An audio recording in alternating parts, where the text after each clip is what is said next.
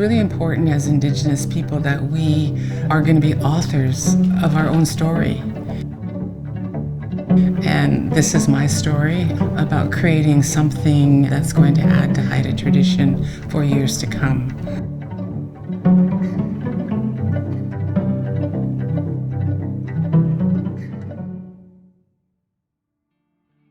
The art, it laid in the dust for I think a long time because of residential schools, all the traumas of what our people went through.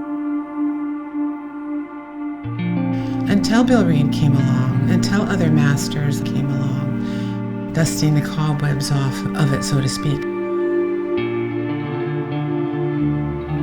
At the time, master artists would gather together, and the conversation was around what will we do to add more mediums to Haida art? What are we going to do to push the boundaries of where the art form is at now? And I remember in one of these conversations, it was Bill Reed who said, one of us has to do fashion with our art, or somebody in Paris, a designer, will take it and do a bad job.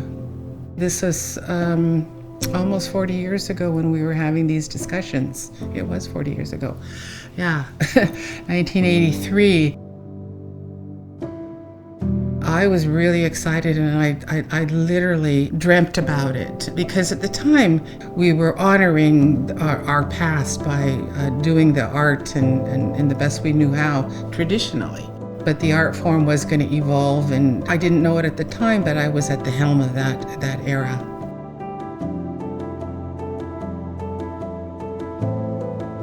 I came out of design school with a whole portfolio, and from that portfolio, I just started to create the works.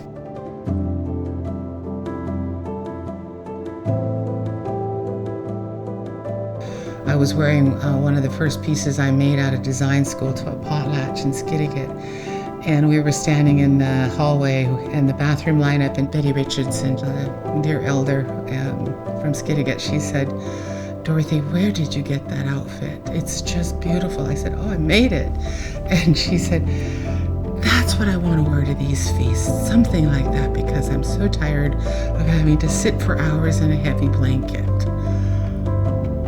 And it's just like bells and whistles, like ding, ding, ding. That's where the name Feastwear came. Feastwear just was like, it was like, yeah, that's what it is. It's what you could wear to potlatch. In a sense, it's like I created modern regalia.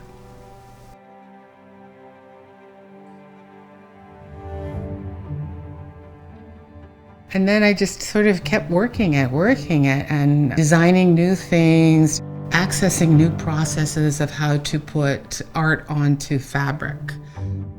I learned basically the Haida art by osmosis, by literally cutting with my hands hundreds and hundreds of lines of Haida art. That's how I learned. That's how my hands got the memory of learning how to draw Haida art.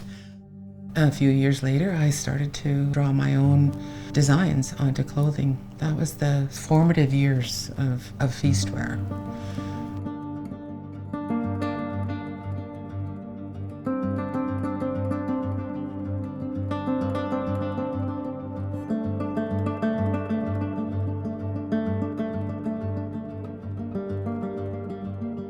And the fashion world really didn't know what to do with me.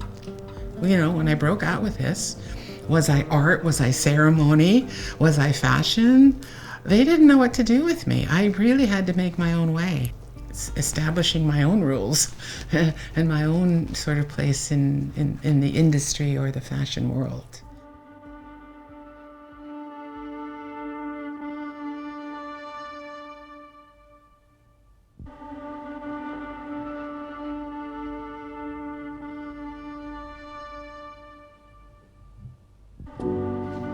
But find that heart small, perfect. That's it. Yes. She got it. She got perfect. it. Nice. Now give me your eyes. Yeah. Yeah. That's it. I'm just gonna come in. Yes. Yeah, Yes. Exactly. Yes, settle in. Yes, exactly. This 40-year retrospect is history. It's documenting my history also Haida art history. And this book, this exhibition, it represents the progressiveness of Haida art. It's about what we've come from, how we've survived, how we've progressed beyond epidemics, smallpox, residential schools. It's about more than survival. We as Haida people have done more than survived. We have thrived.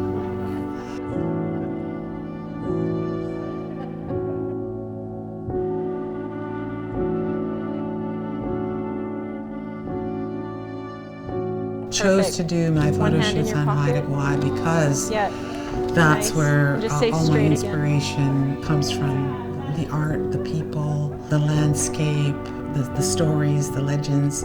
They're all about who we are.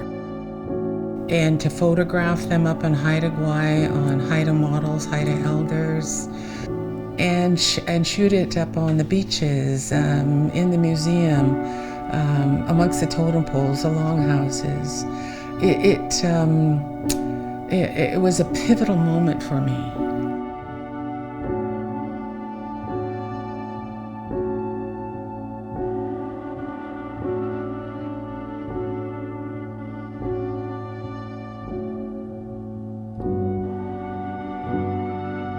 Rose Pit to me was always what I considered a place of power. It was where, in myth time, Raven created mankind from the clamshell. And I did my second garment, 1986 Raven creation tunic. I wanted to photograph that piece on Rose Pit because of the Haida legend story, Raven creating mankind from the clamshell. So in a sense, I was telling stories through garments. And to be in that location, that point of power for me, was a milestone, full circle moment for me.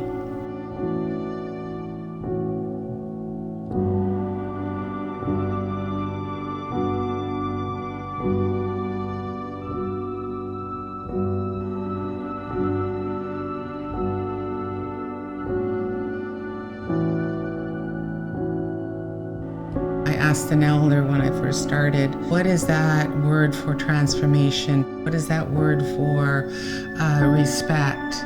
Actually, Victor Adams gave me the word. It's Yagudang, dear. He says it means to have self-respect. And then you respect all of those around you. Respect for everything around you means all people, all things, the situation. Respect for yourself first, because everything falls from that. And it became really my mission statement in everything that I did.